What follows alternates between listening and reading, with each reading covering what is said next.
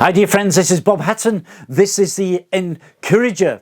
Thank you very much for joining me today as we continue to look at this great plan that God has got for us. He's got a great plan for the people of Israel. He's got a great plan for the people of this world. And he's got a plan for you and for me, a personal plan. He's thought about us before the foundation of the world. Before he created the world, he had thoughts about us. And it's so good that you're here because nothing happens by coincidence. And the fact that we're listening to this broadcast today, this is in God's plan. God's got something to say to us. So let's listen. We've been looking at how the people of Israel were delivered from Egypt, out of slavery in Egypt. Moses brought them out of Egypt.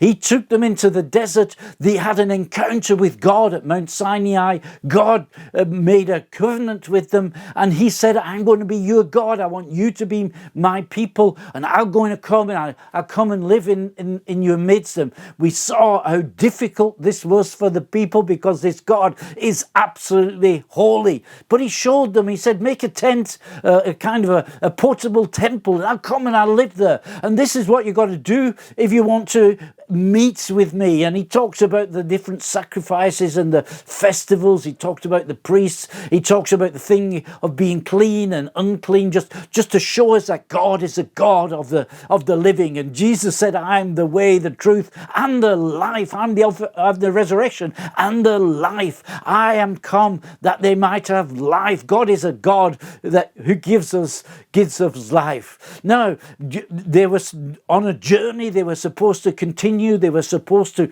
go into the land of Canaan. That's the land that actually God promised Abraham, and that's why they called it the Promised Land. That's where we want to go. We want to go into this land. But when God says, yes, now go, after they'd sent out spies to have a look at the land, now go and conquer that land, they said, no, we can't do that. And their hearts were full of unbelief. So God says, okay, then you're not going in. I'm going to wait till a new generation comes. And he waited 40 years for the new generation to send them into Canaan.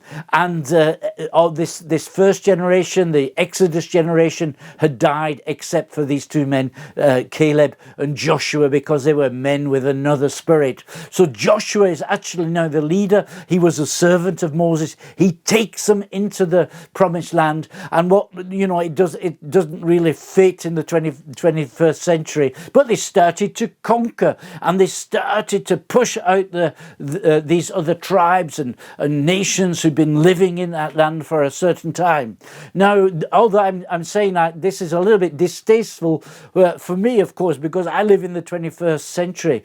But you know something? My parents-in-law, they were born and they grew up in an area of Germany which is now belongs to Poland. And at the end of the Second World War, they were driven out of that area, quite a big area in the what was then the northeast of Germany, and they were driven out. And this land that was belonged to Germany for hundreds of years is now in the hands of Polish nation, the Polish state, and they were driven out there and had to make their home in somewhere else. And this is what happens when people come to conquer and people come on conquest. And this is what happens because God had said to the Canaans, I'm drawing a line, you've crossed this line, you are living in rebellion to me, there's no reason why I should protect you. And this is maybe a warning to us today that we need to make sure that we live in the perimeters that God has given us. Well, anyway, I'm saying this is a distasteful story, but on the other hand, Joshua is really a hero. And at the end of his life, he says, guys, there's still a lot of land that has to be taken into our possession. So keep up this work and continue. And then he said something very interesting in chapter 24 of Joshua. He says, but for me and my house, my family, we are going to serve the Lord. And he told them to serve the Lord. And he told them that God had put them in this land to be a nation of priests. That is, they've got to represent God to the people. They've got to show God to the people. God wanted them to be a kind of model nation, so that other people would come into the kingdom of God, so other people would want to worship the God of Israel as well. The next book, the book of Judges, shows us that they failed, and they failed miserably in this in this task. The book starts and it shows us that they made compromises with the Canaanite people, and this included worshipping their gods, moral deprivation, and they even started to sacrifice their children before the gods of the Canaanites. In other words, they were no different to any of these nations.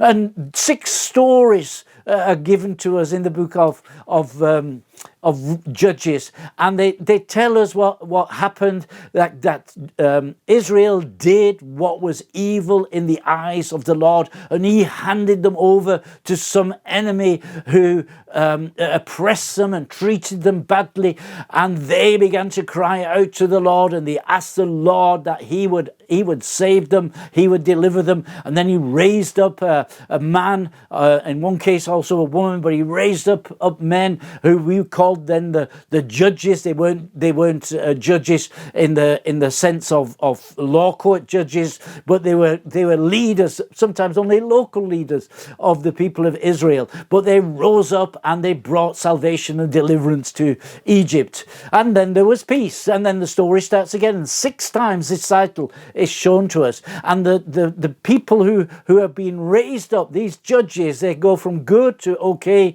to terrible. And the ending of the book of Judges is terrible, because the second last story is a story about a civil war. It's about massacres and terrible things, atrocities that take place, just to show us how deprived the heart of man is when he has lost his connection to God. And the last story is a story about sexual abuse, about human trafficking, and it's also a terrible, terrible story. This book of Judges is very violent and it's very disturbing. It's not for the faint-hearted. And if you want my opinion, it's the worst book in the Bible. It is so terrible, but it just shows us the state of our heart. And 6 times it says in the book of Judges, and everybody did what was right in their own eyes, because there was no king in Israel. So here we have it again, as we saw from Adam and Eve, Cain and Abel, and so on. It's the sentence, I did it my way. I did it my way. This is a very sobering call to us today to make a decision. As for me and my house, Joshua said, we're going to serve the Lord. Let me give you a challenge and say, why don't you say, as for me and my house, we are going to do it God's way. We're going to live God's way. Have a good day. God bless you. See you tomorrow. You're Bob Hatton, your encourager.